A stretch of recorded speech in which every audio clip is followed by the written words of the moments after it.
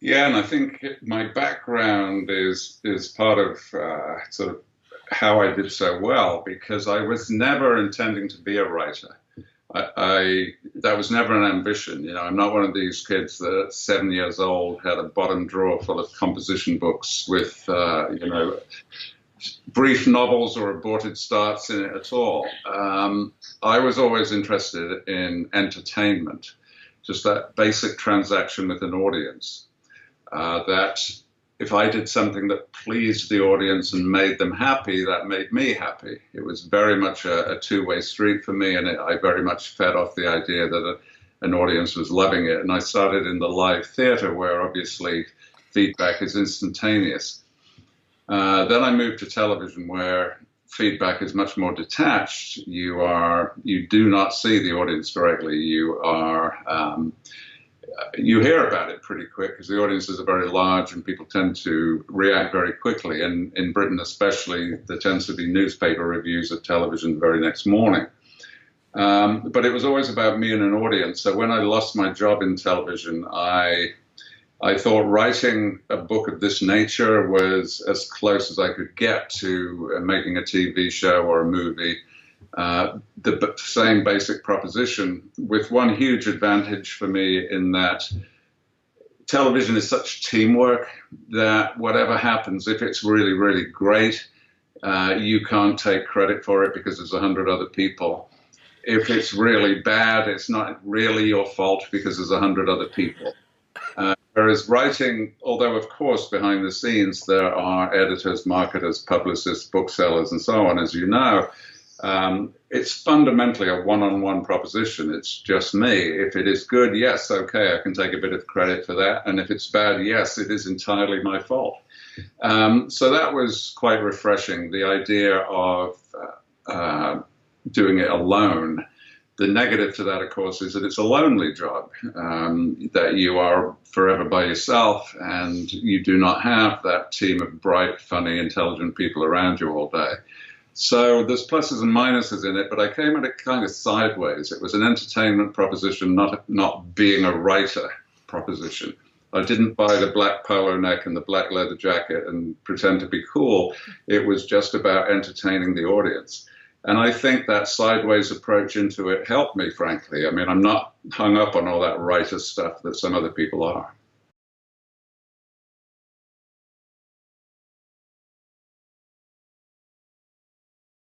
Well, because crime was really what I'd always read.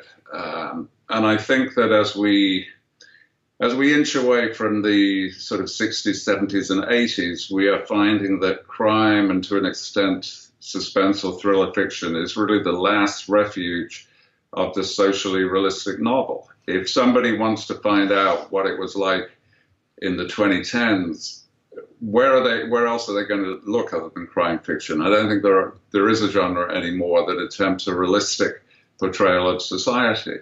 And I think crime fiction does. I mean, I think it is generally realistic, which surprises me a little bit, actually, the way that the arc has gone over 100 plus years. Logically, it would make sense to say that all the sort of normal, plausible plots would have been used up long ago, and we were now moving into outrageous fantasy because everything else has been done. But in fact, it's the other way around, that the origins of crime fiction, people talk about Edgar Allan Poe and so on. Well, look at his plots.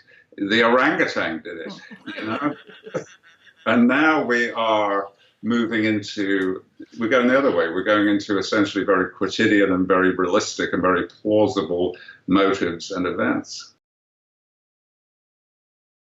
There is within a structure that has a beginning, a middle, and an end with a conclusion and a resolution, which I think people need from a story.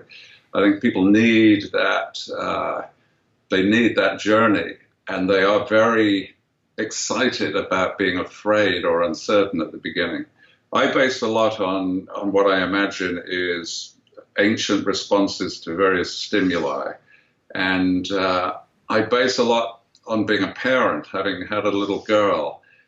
Two things about her. One, she loved, we played this game when she had a bath. I would pick her up out of the bath and pretend to drop her and catch her at the last minute. and she shrieked with just absolute excitement because she loved that sensation of something that was perilous, but she knew would be all right in the end. And I think people in general respond to that. It seems to be an inbuilt human trait. They love to be hauled through the dangers and the perils as long as they know it's going to be all right in the end. And that is very much the promise with crime fiction, that there will be a resolution. There will be a conclusion. The bad guys will be caught. The mystery will be solved, which is an antidote to real life situations of a similar type, because none of that happens in real life. If your car is stolen, you're never going to get it back. They won't catch the guys. They won't even try. If your house is burgled, they'll never catch the guys. You'll never get your stuff back. Real life is very frustrating and unsatisfactory. So crime fiction has that additional compensation that they will catch the guys. You bet they will. You will get your car back. If it's Reacher involved, he'll shoot them in the head. It's satisfaction all around.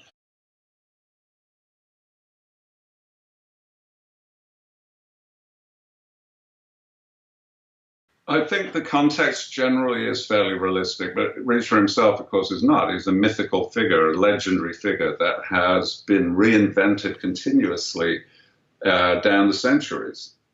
People say Reacher is an archetypal Western character, the mysterious rider who comes in off the range. And he kind of is, but that was not invented by the Westerns. That was imported from medieval Europe, the knight errant, the noble loner, which was not invented in medieval Europe either. It was imported from Scandinavian sagas, earlier than that, Anglo-Saxon sagas and so on. And you could even argue it goes all the way back to religious myths, savior myths, and all the way back to the ancient Greeks. So this mythical character is something that has been reinvented over and over again by humans. Why? Presumably because they want this guy or they need this guy. And so Reacher himself is a kind of mythical creation floating in front of what is quite a sordid and realistic portrayal of the world.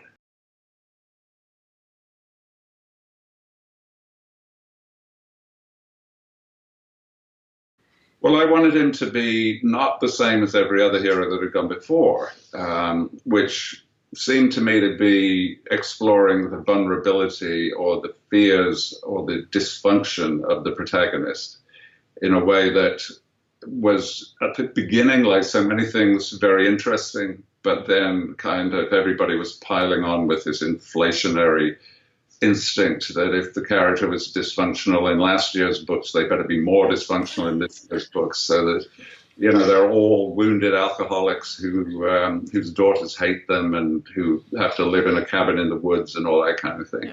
Yep, yep. I wanted Reacher stripped of any of that stuff, stripped of vulnerability, stripped of dysfunction. So I made him big and strong simply because I just felt, the conflict myth, the greatest conflict myth of all time is probably David versus Goliath. And I just thought, well, suppose Goliath is the good guy.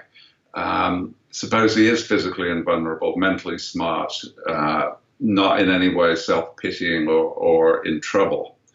So that's how I made him. And of course, in theory, that should be a bland and boring character if he has no edge to him. But I think the thing about Reacher is that he does. He has plenty of hopeless eccentricities. It's just that he doesn't know he's got them. He thinks he's perfectly normal. So he has peculiar appeal, but he doesn't spend his time gazing at his own navel. I think he has to have emotional resonance, which is generally one of dislocation and alienation, which was, again, what I wanted at the beginning. I wanted somebody not tied to a job and not tied to a location, because I felt that that would give me tremendous flexibility for where the stories would come from in the future. And so I made him ex-military because those people are dislocated and alienated. If they've been in the military all their lives as what they call military brats first and then serving officers, they've spent their entire life inside a universe that's very different from the civilian universe. So he comes out and he is adrift, not really understanding the civilian society in which he's suddenly resident. And I felt that would give a contrast. It would give him a kind of triangulated position from which to comment. And this is what I think gives him his appeal, that he's superbly good at a very narrow range of skills that he has developed over the years, but he is naive and he is bewildered by a lot of things that go on. And sometimes he just stands there and thinks, what is this? What's going on? Especially when he came to Britain in one of the books called Personal. And he needed something from the supermarket and he went in and bought it. And then he had to buy the bag in which he was going to carry it out. And he could not believe that. He said, I understand buying the stuff, but you got to buy the bag as well. What kind of country is this?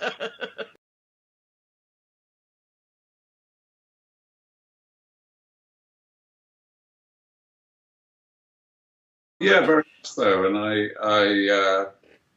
I think the main social commentary, I mean, around the edges, I do all kinds of things that are intended to be little tweaks of the audience's own settled beliefs or prejudices, especially with a guy like Reacher, who is super tough, ex-military and so on, naturally acquires fans that are, basically right-wingers. Or I'm sure that I've got a decent percentage of Trump voters reading my books. And so I try to just very subliminally poke and prod and tweak them a little bit, because if their hero Reacher says something, they're going to take it seriously. It makes them think. I think that it's very hard to do a decent crime book now without having some kind of relationship with society and some kind of comment to make about it. Manageable is a good word because it means that the inchoate, chaotic experience of everyday life is somehow made orderly and made into a logical progression of, like the stories themselves. These are books that have beginnings, middles, and ends, and people find that reassuring as a structure. And if chaos is turned into order and bad things are turned into good things, then I think people find that immensely satisfying.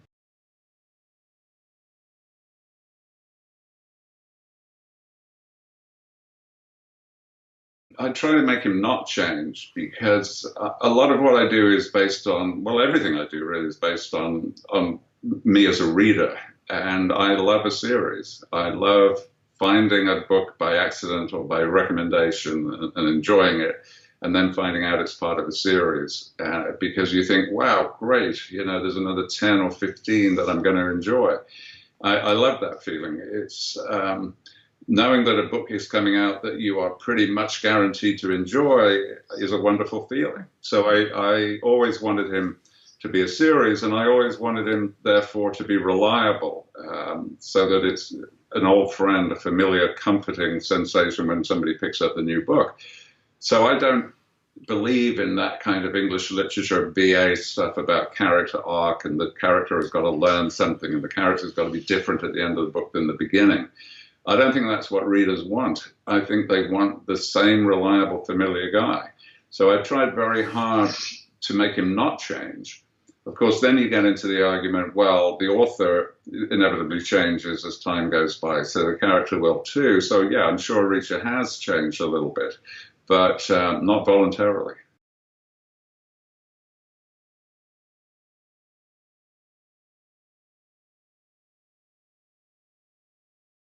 They are, yeah. The environment is completely different in each book, in terms of not only what you could call a horizontal axis in terms of where he is, but also what you could call a vertical axis in terms of the pitch or concept of the book. Some of them are glossy, high concept plots that involve the White House and the FBI and the CIA and so on. And others are just dusty, no account towns where there's no involvement with police or anything like that. So I have a lot of flexibility, which I'm glad about, but that does mean that I don't have that soap opera structure that you mentioned. Sarah Paretsky. Warshawski operates in a place, and Paretsky was one of those writers that, I know that she is a feminist ideologically, but use the adjective feminine, in as much as she really, along with Sue Grafton, I think, pioneered an intensely realistic portrayal of everyday life. You know, those women have lives. They have apartments, they have friends and neighbors, and they cook and they do laundry, all that kind of rooted, grounded detail that I think really changed the genre quite a lot. And in that case, I think that you do have a soap opera with a location and you have a supporting cast, and the supporting cast can certainly grow and change. And I think inevitably, therefore, the protagonist will grow and change because, in a sense, it's the environment that becomes comfortable and familiar to the reader, and the characters inside it can modify as time goes by. And if it is the implicit promise of a soap opera, you have the implicit promise of a long arc, a long multi-book arc, where you could see the character change and develop. But my series abandons all those soap opera virtues, and I'm not in any way denigrating them. I worked in television for nearly 20 years, and soap opera put food on my table, and it is an incredibly powerful narrative engine. It splits responsibility amongst characters. If you don't even like the main character, maybe you like one of the supporting characters. There's always hooks to hang your readers on. I gave all that up for the sake of flexibility, which means that there is no consistent environment. Therefore, I think the unchanging thing has to be the character.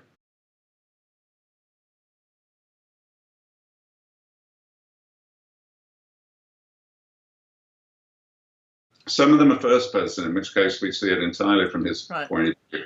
Most of them are what we would call close third person, where we are basically Reacher's represented in the third person, but we're basically narrating in his style and in his voice. So yeah, we are pretty close to Reacher all the time, except occasionally we get the bad guy's point of view, the meanwhile back at the ranch point of view. Which is very necessary quite often for the plot. Suspense plots are hard to do in the first person because you don't necessarily know the danger that lurks around the corner. It's a lot easier if you know for sure that he's walking into trouble rather than just suspecting he might be walking into trouble.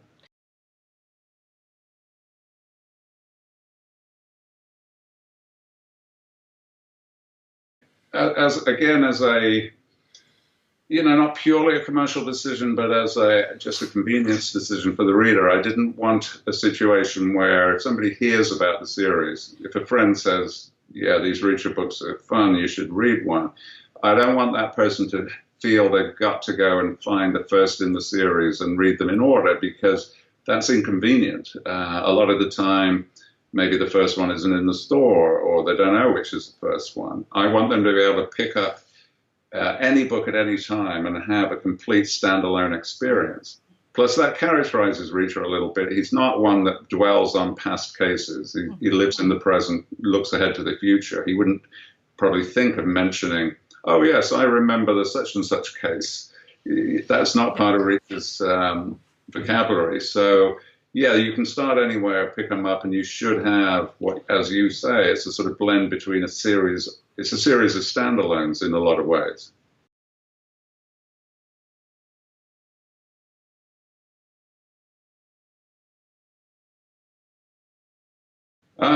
Yeah, I know what you mean about other series. Historically, I think there's an awful lot to learn from previous series. You know, going way back to Dorothy Sayers, if you want, where very often the first books are the best in a lot of ways. That I wouldn't necessarily say they're unconfident. I think the first books are often the best because the author is maintaining a certain distance between herself and the character.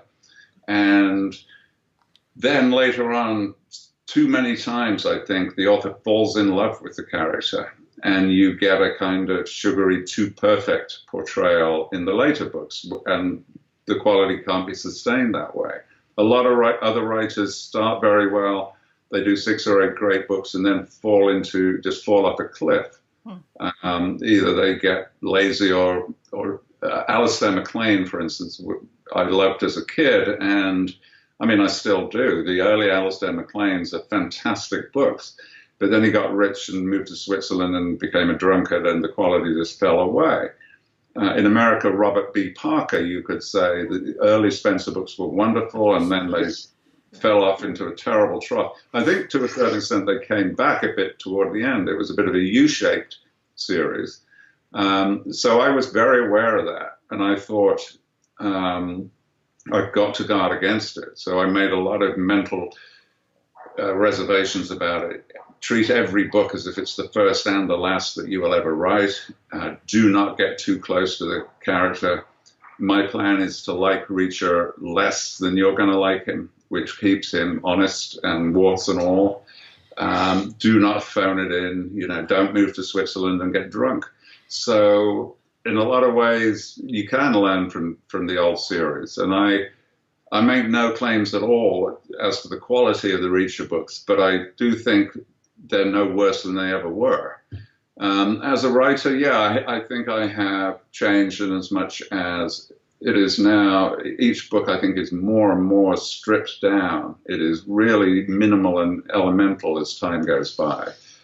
It always gave that illusion because of the short, choppy sentences, which were intended to reflect the thought processes of a person not used to talking out loud. Not inarticulate, but just not articulate by habit. And so I think that, yeah, the writing has, I would say, improved possibly, or at least become slicker and even more minimal. But spare is the word that comes to mind. Yeah, very, very spare, and I like that. I find a triumph if I can do something in 7 words instead of a 2-line paragraph. I think that is an achievement. Of course, it's a nuisance then because the book has to be a certain length, so you have twice as many ideas for 100,000 words.